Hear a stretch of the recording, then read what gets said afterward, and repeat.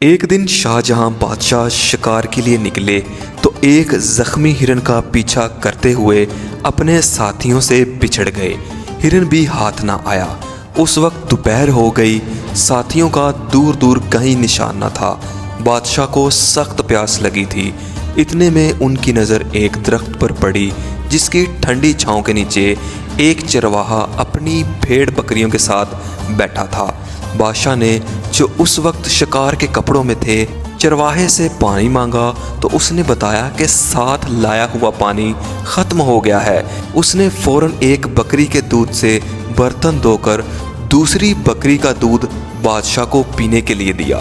بادشاہ کو چرواہے کی یہ بات بہت پسند آئی اور اس نے چرواہے سے کاغذ مانگا۔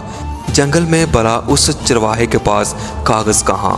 بادشاہ نے ایک درخت کا پتا توڑا، اس پر خنجر کی نوک سے کچھ لکھا اور چرواہے کو دیتے ہوئے بولا، یہ لو اپنا انعام، ہم نے تمہیں 2 گاؤں کی جاگیر دی ہے۔ جمعہ کو یہ پتہ لے کر جامع مسجد دلی آ کر ہم سے ملنا۔ چرواہا خوش ہو کر گھر لوٹ چلا۔ اپنے کمبل زمین پر ڈال کر وہ پتا اس پر رکھ دیا اور بکریاں بند کرنے لگا۔ ایک بکری جو ادھر سے آئی، اس نے وہ پتا منہ میں اٹھا لیا اور چرواہے کے پہنچنے سے پہلے کھا گئی۔ چرواہے کو بڑا دکھ ہوا۔ وہ یہ کہتا ہوا جنگل میں چلا گیا کہ بکری 2 گاؤں کھا گئی۔ اس نے کھانا پینا سب چھوڑ دیا، بس ہر وقت یہی رٹ لگا رکھی تھی کہ بکری 2 گاؤں کھا گئی۔ آخر جمعہ کا دن آن پہنچا۔ چرواہا اپنے گاؤں سے نکل کر دلی کی طرف چل پڑا۔ چلتے چلتے دوپہر ہو گئی۔ بکری 2 گاؤں کھا گئی کی رٹ لگاتے ہوئے وہ جامع مسجد میں داخل ہوا تو اس نے دیکھا کہ تمام نمازی ہاتھ اٹھائے دعا مانگ رہے ہیں۔ اس نے بادشاہ کو بھی دعا مانگتے دیکھا تو ایک دم چیخ پڑا، داتا چھپڑ پھاڑ کر دے گا تو لوں گا، اور یہی کہتے ہوئے بھاگ نکلا۔ بادشاہ نے نماز کے بعد اسے بہت تلاش کروایا مگر وہ نہ ملا۔ جنگل میں پہنچتے پہنچتے چرواہے کو شام ہو گئی اور وہ وہیں ہی ایک پرانے درخت کے اوپر چڑھ کر بیٹھ گیا۔ رات کو کچھ ڈاکو وہاں آئے اور گاؤں میں ڈاکہ ڈالنے کی باتیں کرنے لگے۔ چرواہے نے انہیں ٹوکا اور بولا، چوری کرنا بری بات ہے اور یہ گاؤں بھی تو غریب ہے۔ تمہیں پیسہ ہی چاہیے تو اس درخت کے نیچے کھودو۔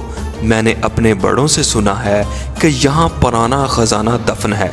یہ کہہ کر وہ گاؤں کی طرف داتا چھپڑ پھاڑ کر دے گا تو لوں گا کی رٹ لگاتا ہوا چلا گیا۔ ڈاکوؤں نے بڑی بحث کے بعد زمین کھودی تو وہاں سے سچ مچ وہ برتن نکلے جن میں سانپ اور بچھو بھرے ہوئے تھے۔ یہ دیکھ کر ڈاکوؤں کو بہت غصہ آیا اور وہ برتن اٹھا کر گاؤں کی طرف چل پڑے۔ ایک جھونپڑے سے چرواہے کی آواز آ رہی تھی۔ انہوں نے وہ برتن اس کے آنگن میں الٹ دیے تاکہ سانپ بچھو اسے ڈس لے، لیکن ان میں سے اشرفیاں گرنے لگیں۔ سارا گاؤں اشرفیوں کی آواز سے جاگ گیا اور ڈاکو سر پر پاؤں رکھ کر بھاگ گئے۔ چرواہے نے دولت دیکھ کر نعرہ لگایا، داتا تو تو سچا ہے، تو نے مجھے چھپڑ پھاڑ کر دیا ہے۔ اگلی صبح بادشاہ کے ملازم بھی گاؤں پہنچ گئے اور اسے دربار میں لے آئے۔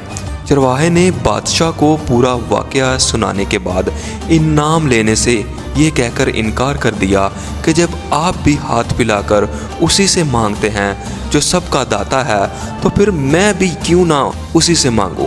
آپ نے دیکھ لیا کہ اس نے مجھے میرا انعام بھی دے دیا ہے۔ بادشاہ نے عزت کے ساتھ چرواہے کو اس کے گاؤں بھیج دیا۔